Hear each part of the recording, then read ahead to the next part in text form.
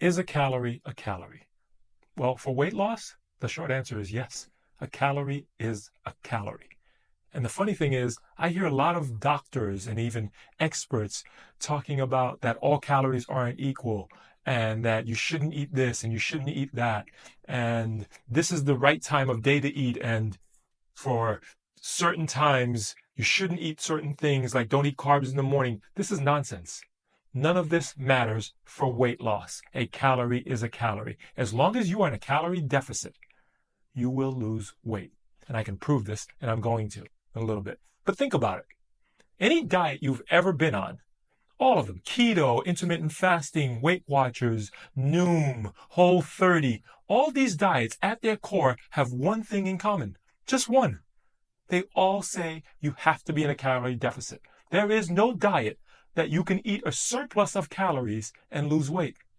I lost 30 pounds over the course of 3 months by focusing just on calories in, calories out, being in a caloric deficit. I stopped worrying about everything else that I was doing and gaining weight, counting my steps, 10,000 steps, going to the gym, eating protein, and cutting out my carbs. I did all these things, but I wasn't always in a caloric deficit. And I didn't lose weight. For 20 years, I've been trying to lose 10 pounds. And what happened? Instead, I gained 20.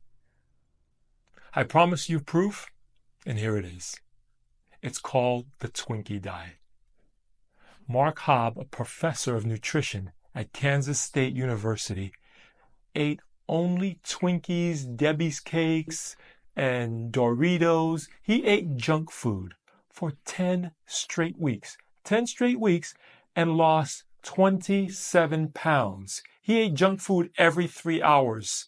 But what he did in conjunction with that was he stayed in the caloric deficit. He went from eating 2,400 calories to 1,800 calories a day.